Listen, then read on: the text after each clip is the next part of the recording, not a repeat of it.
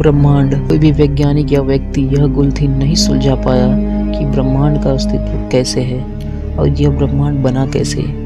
यह आज भी एक रहस्य है कि इससे पहले क्या था तथा इसका सृजन किसने किया और कब किया तथा इसका सृजन करने के पीछे क्या कारण था।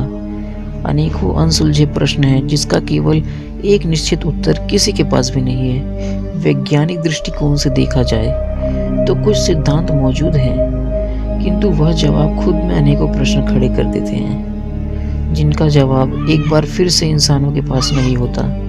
इन सभी प्रश्नों को उत्तर देने वाला सिद्धांत अभी तक हमारे पास नहीं आया है। इन सवालों के साथ साथ एक अहम और इन सभी प्रश्नों में सबसे महत्वपूर्ण प्रश्न जो उठता है वो ये है कि क्या हम अकेले हैं।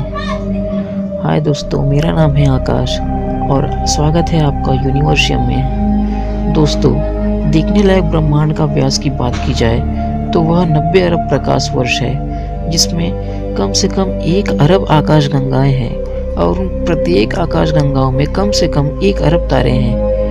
वैज्ञानिक ने हाल ही में इस बात को समझा है कि अपने इस ब्रह्मांड में एक ग्रह का होना बेहद ही आम बात है।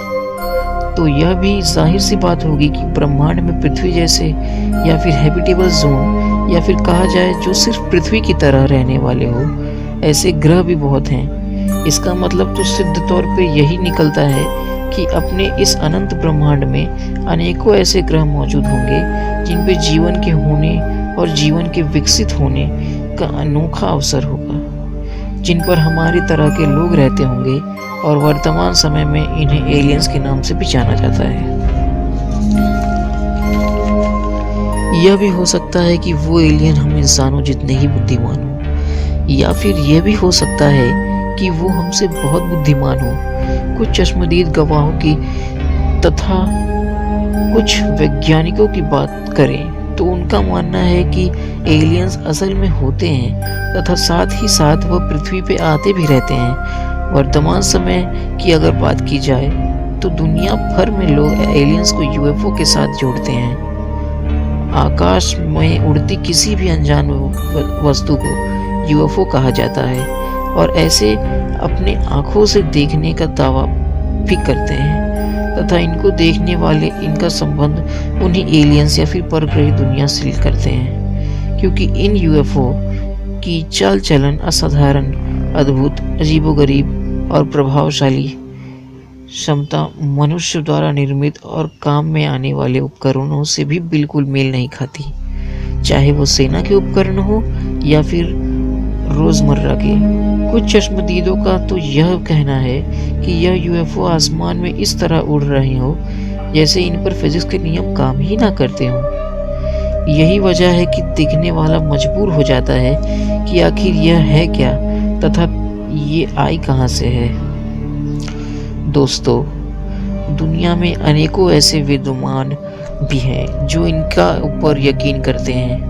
उनमें से ही एक हैं एडगर मिचेल, जो कि भूतपूर्व चंद्र यात्री रह चुके हैं तथा वे अपोलो 14 चंद्रयान से 5 फरवरी 1971 को चंद्रमा की जमीन पर उतरे थे तथा अपने सहयात्री एलन शेपर्ड के साथ 9 घंटे 17 मिनट तक चंद्रमा पर विचरण किया।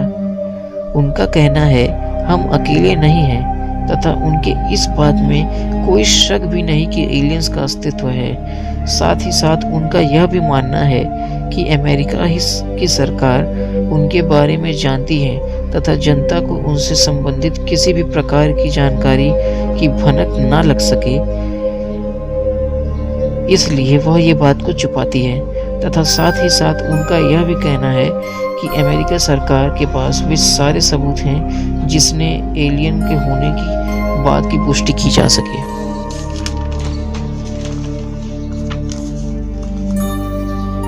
इनके साथ ही एडगर मिचेल ने अमेरिकी टेलीविजन चैनल CNN के साथ बातचीत में अपने जीवन काल की कुछ पुरानी बातें बताई तथा राष्ट्रपति बराक ओबामा की सरकार से यह आग्रह भी किया कि एलियंस तथा यूएफओ और उनके संबंधित सारे डॉक्यूमेंट सार्वजनिक किए जाएं। यह सब एक महान भूतपूर्व चंद्रयात्री का मानना है। इसके साथ ही बुल्गारिया के साइंस एकेडमी के स्पेस रिसर्च इंस्टीट्यूट के डेप्यूटी डायरेक्टर लेस्गर फिलिपस का भी यह मानना है कि एलियंस हर समय हमारे चारों ओर रहते हैं तथा हमारे ऊपर नजरें रखते हुए हैं, पर इंसानों के पास फिलहाल उनसे सीधा तौर पर बात करने का कोई तरीका ही नहीं है। लेकिन उनका इस बात पर पूर्ण विश्वास है कि हम इंसान अगले 10-15 वर्षों में उनसे संपर्क करने का तरीका निश्चित रूप से निकाल लेंगे।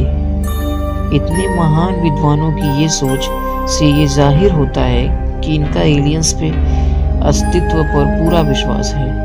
यह सब सही है या गलत, इसका जवाब तो फिलहाल किसी के पास भी नहीं है, पर समय की गर्भ में शायद इसका जवाब हो। सवाल यह खड़ा होता है कि अगर वाकई में एलियंस हैं तो क्या वे हमें ज़्यादा ताकतवर, ज़्यादा विशालकाय और ज़्यादा बुद्धिजीवी हैं? अगर ऐसा होगा भी तो हमें उनका सामना करने के लिए तैयार रहना होगा। वो हमें दोस्ती की भावना रखेंगे या दुश्मनी की, इसका जवाब तो फिलहाल किसी के पास भी नहीं है। पर हम उन्हें सिर्फ दोस्ती की भावना को लेकर नहीं चल सकते। दोस्तों, मेरे हिसाब से हम इस अनंत ब्रह्मांड में अकेले नहीं हैं। ब्रह्मांड के किसी दूसरे छोर पर हमारे ही जैसे या हमसे अलग जीवन के अस्तित्व जरूर है।